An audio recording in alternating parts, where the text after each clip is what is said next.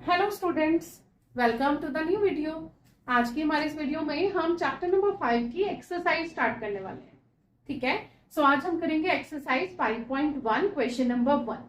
जिन भी स्टूडेंट्स ने चैप्टर 5 का इंट्रोडक्शन पार्ट नहीं देखा है, पहले वो पार्ट देख ले, फिर ये एक्सरसाइज करें, उनको और अच्छे से समझ में आएगा। ठीक है स्टूडेंट्स, तो चलिए स्टार्ट करते हैं क्वेश्चन नंबर 1। क्वेश्चन नंबर 1 में बोला है, in which of the following situations does the list of numbers involved make an arithmetic progression and why. आपको 4 पार्ट्स गिवन है क्वेश्चन नंबर 1 के, जिसमें कुछ स्टेटमेंट्स गिवन है। आपसे पूछा है कि क्या ये स्टेटमेंट्स एक अरिथमेटिक प्रोग्रेशन बनाते हैं या नहीं। ठीक है, और अगर बनाते हैं तो क्यों। तो चलिए करते हैं इसका first part. First part is the taxi fare after each kilometre when the fair is ₹15 for the first kilometre and ₹8 for each additional kilometre. आपसे बोला है टैक्सी का फेयर 15 रुपीज है for the first kilometre. 1 kilometre तक जाने पर 15 rupees का खर्च आता है and ₹8 for each additional kilometre. अगर आप 1 किलोमीटर से आगे जाते हैं तो आपको हर एक एक्स्ट्रा किलोमीटर के लिए 8 रुपीज एक्स्ट्रा पे करने पड़े। ठीक है, इसको पहले हमें एपी में कन्वर्ट करना है और फिर चेक करना है कि क्या ये एक अरिथमेटिक प्रोग्रेशन बनाएगी स्टेटमेंट या नहीं। ठीक है, सो सबसे पहले हम क्या लिखेंगे, टैक्सी फेयर फॉर 1 किलोमीटर।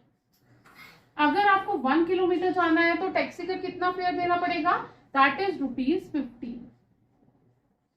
ठीक है, ऐसे ही अब हम फाइंड आउट करते हैं टैक्सी फेयर फॉर 2 किलोमीटर्स। अगर हमें 2 किलोमीटर जाना है तो कितने पे करने पड़ेंगे, ₹15 तो ऑलरेडी थे और हर एक एक्स्ट्रा किलोमीटर के लिए 8 रुपीज और देने पड़ेंगे। So that is ₹23। ऐसे ही हम टैक्सी फेयर फाइंड आउट करते हैं फॉर 3 किलोमीटर। 3 किलोमीटर पे पहले आपको 2 किलोमीटर के 23 तो देने ही थे, प्लस इसमें हमें 8 और देने पड़ेंगे। So that is ₹31। चलिए एक और काउंट कर लेते हैं, taxi fare for 4 kilometre.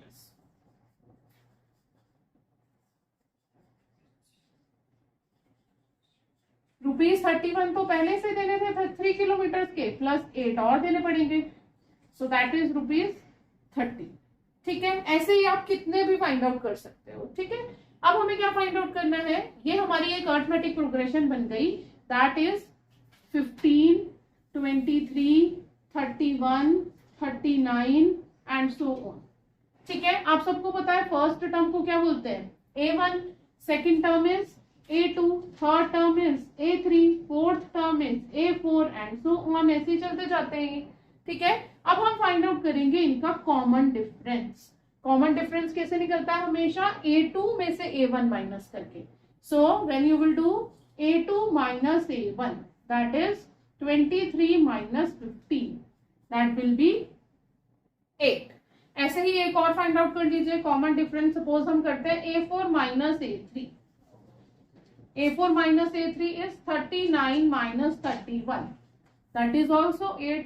That means हम क्या देख रहे हैं, इस पूरी सीरीज में जो कॉमन डिफरेंस है वो सभी जगह सेम है, that is 8.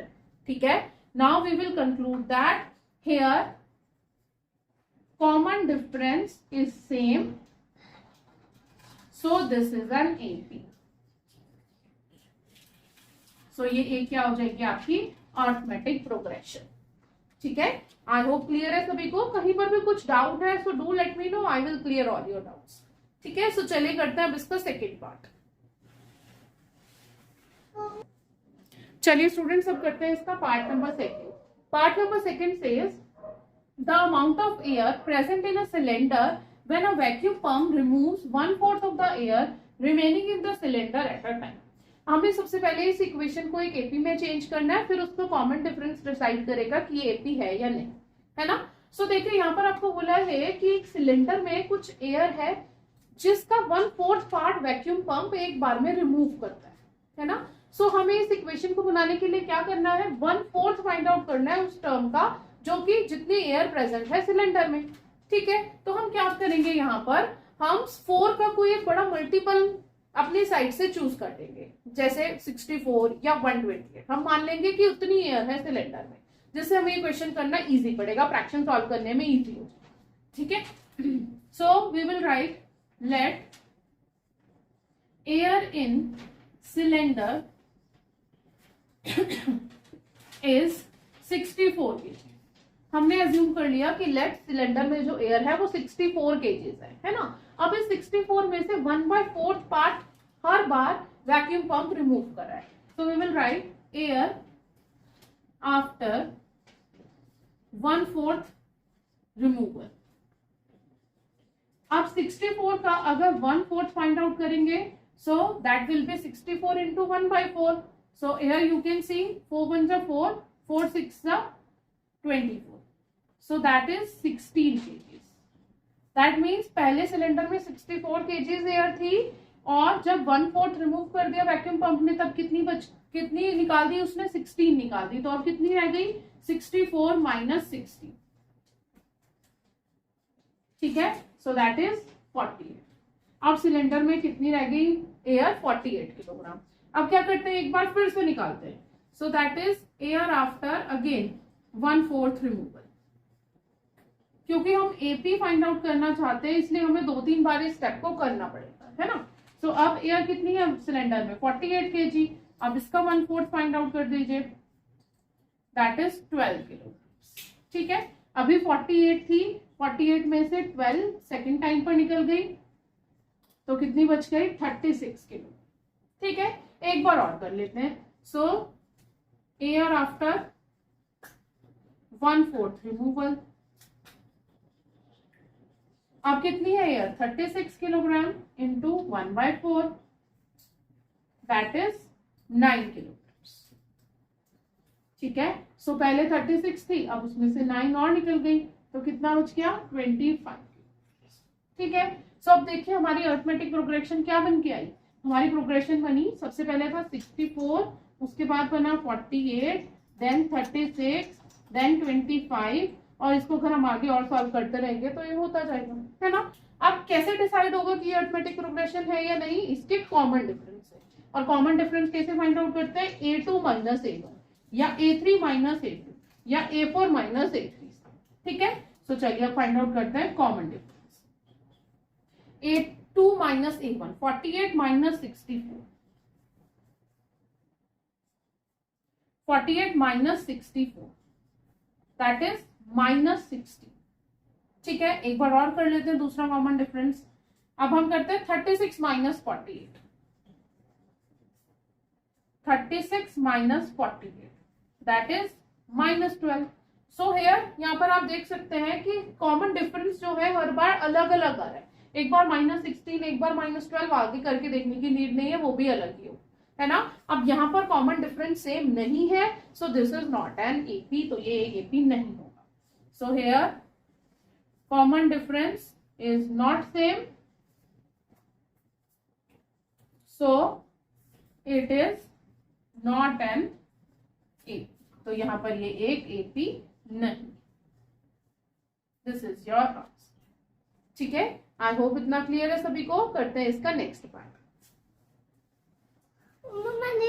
चलिए स्टूडेंट, सब करते हैं इसका third part. Third part says the cost of digging a well after meter of digging when it cost ₹150 for the first meter and rises by ₹15 for each subsequent meter. आपसे बोला है एक well, एक कुआं खोदना है, जिसको अगर फर्स्ट मीटर तक खुदाई होती है तो उसका कॉस्ट है ₹150। 1 मीटर डिग करने का कॉस्ट है 150, और अब जैसे जैसे 1 मीटर से ज्यादा आप अंदर डिग करते जाएंगे तो ₹50 फॉर ईच मीटर, हर एक अगला सब्सिक्वेंट मीन्स अगला मीटर के लिए बढ़ता जाएगा। ठीक है, सो हम इसको पहले फाइंड आउट करते हैं क्या बनेगी हमारी सीरीज। So first of all we will write cost of digging.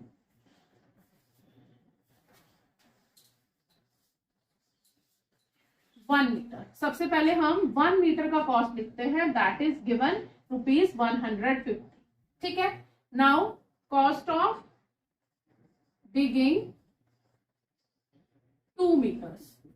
अब 2 मीटर्स के लिए कॉस्ट कितनी हो जाएगी? ₹150 तो पहले से ही थे, और ₹50 और एक्स्ट्रा देने पड़ेंगे, दैट इज ₹200।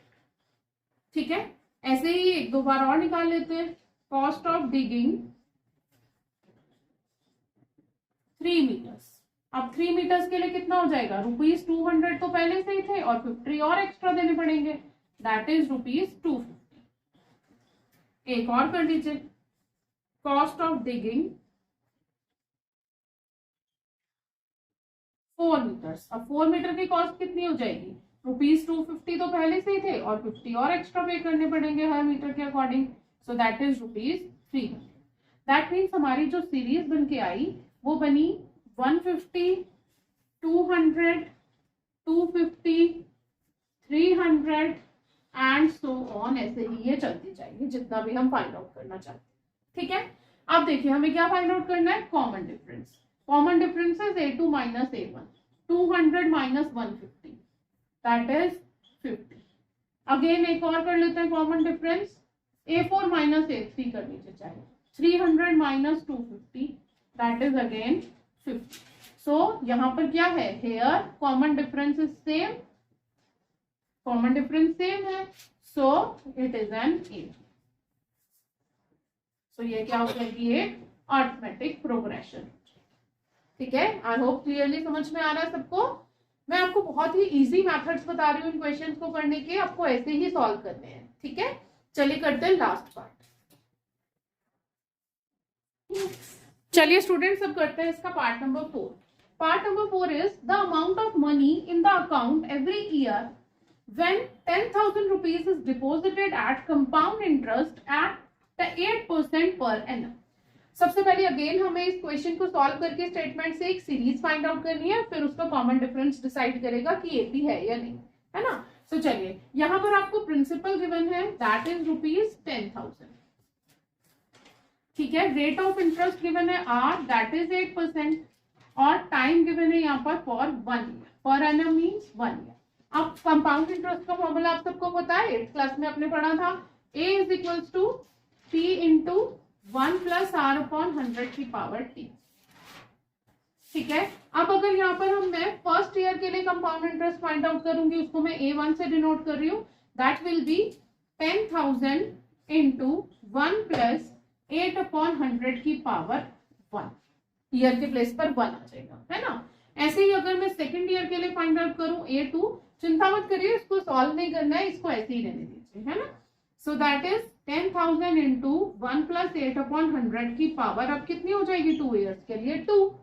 ऐसे ही अगर आप A3 फाइंड आउट करेंगे तो 10,000 इंटू 1 प्लस 8 अपॉन 100 की पावर कितनी हो जाएगी 3, और ऐसे ही अगर आप इसको बढ़ाते जाएंगे उतना ही ज्यादा इसकी पावर इंक्रीज होती जाएगी, है ना। अब आप देखिए, अगर आप A1, A2, A3, A4 इन सब अमाउंट्स का अगर कॉमन डिफरेंस फाइंड आउट करेंगे तो वो कभी भी सेम नहीं आएगा, है ना। देखिए इसको आपको सॉल्व करने की नीड नहीं है। अगर मैं यहाँ पे लिखूं 2 का स्क्वायर, 2 का क्यूब, 2 की पावर 4 एंड सो ऑन, ठीक है। सो क्या इनका कॉमन डिफरेंस सेम है, चेक करते हैं। देखिए 2 2 जार 4, 8, 32, ठीक है, दैट इज 16। चलिए अब देखिए 8 माइनस 4 इज 4, 16 माइनस 8 इज 8, तो क्या इनका कॉमन डिफरेंस सेम आया, नहीं आया ना।